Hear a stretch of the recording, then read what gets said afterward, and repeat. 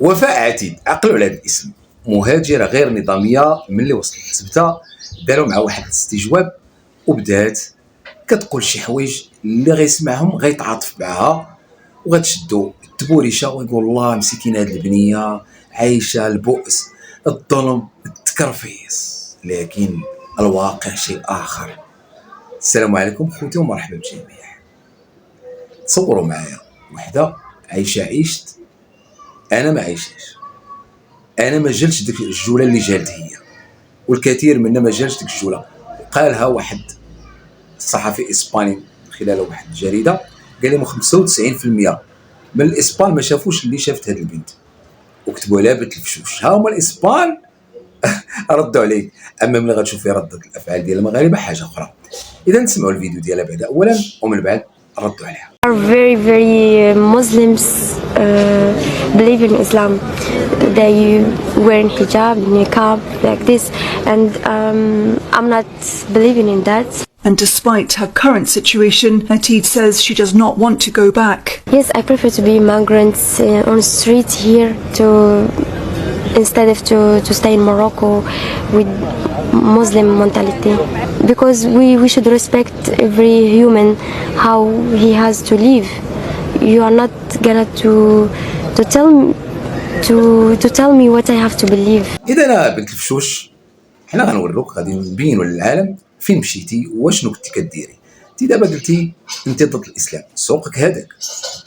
بغيتي تكوني ملحده قرانيه، بغيتي تكوني بوذيه، بغيتي تكوني مسيحيه كاثوليكيه ارثوذكسيه، اللي يعجبك اي ديانه اعتنقها. ما عندكش ديانه ما عندناش، بسوقك هذيك حريه شخصيه، انت واحد ما فرض عليك، ولكن فرض عليك انك تحترم المسلمين وما تحطيش علينا الكذب والبهتان، اننا مجتمع ذكوري واننا كنفرضوا عليكم الحجاب واننا هذا صح. شكون اللي فرض عليك؟ والديك؟ حنا الشعب المغربي. انت لابسه لباس الرقص، انت عايشه هنا في تركيا، انت في المانيا، انت في دبي، انت قرينه الحلال، انت هنا ماشي المانيا عفوا، في دول الخليج الى اخره. يعني جايله العالم كامل العربي اللي كيعيشوا الراحات، امارات، قطر الى اخره. يعني الا ما كانش عندك الصرف ما غاديش تعيش فيه. فعجبا لقوم او لاقوام كيحطوا البهتان والكذب على المغرب.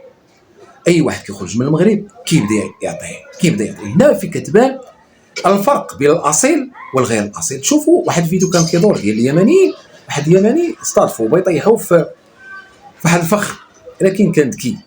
الا علاش كتسولينا هذا السؤال؟ شوف الانسان ها هو بلادو فيها الحروب، فيها بزاف ديال الكوارث، الشيعه الروينه، الحروب الاهليه، الرئيس مره كاين هذا مره ما كاينش، الروينه في اليمن. واخا هكاك دافع على بلادو وقال له ما تسولينيش على بلادي. ماشي بحالنا حنا هرقاوه، غير كيخرج من البلاد كيبدا يشرشم ويبدا يقطع في اللحم وظهر الوطن والمواطنين. دابا الخوت غادي تشوفوا معايا بالحقيقه كيفاش كانت عايشه وعلى لسان المغاربه تبارك الله عليكم، ما خلاو فيها ما يتقال. انا بعدا نساندهم لان هذه السيده تستاهل. ومن بعد راه خرجت بفيديو اخر كتحدى المغاربه.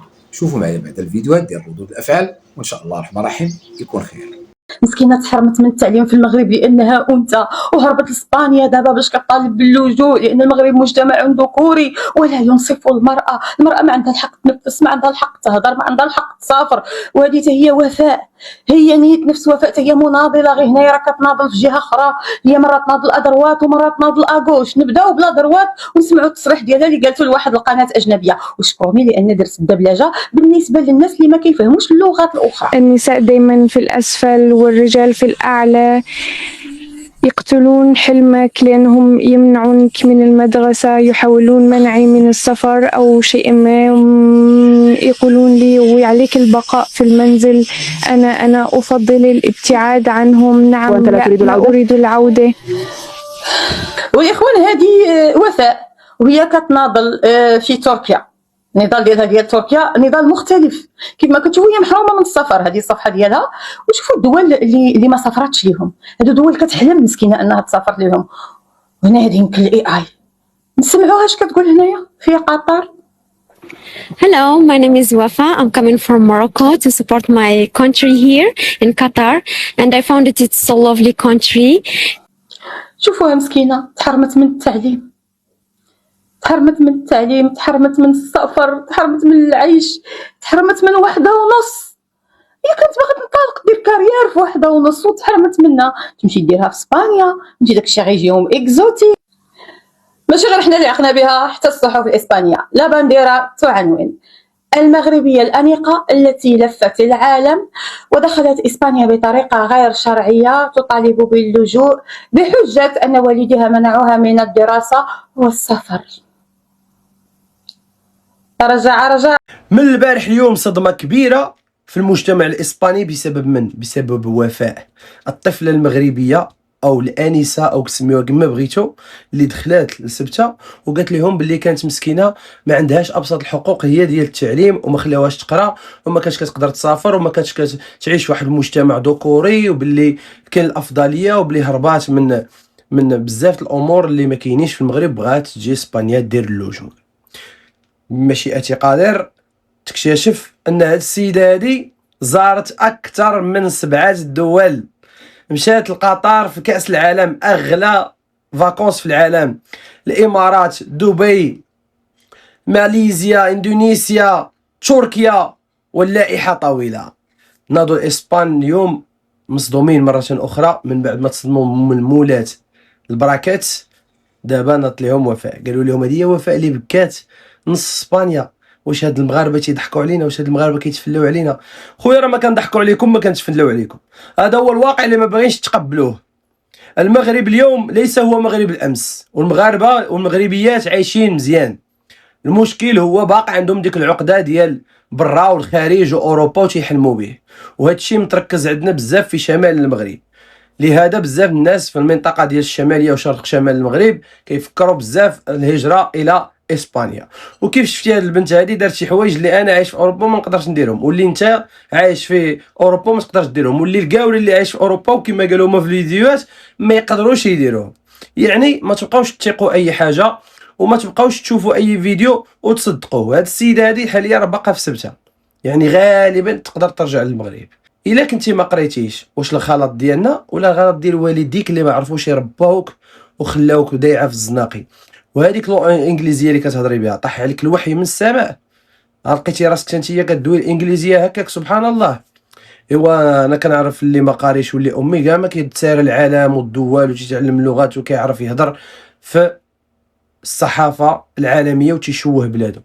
سهل عليك الله، مشيتي تهضريش في بلادك بالعيب. خذي ليكزومبل غير من السوداني اللي عنده حرب وكيره وروينات وبلادو مقسمه، جا الصحفي بغى يدير معاه الانترفيو قال له ما تسولنيش على الاوضاع الداخليه، انا جاي طالب اللجوء.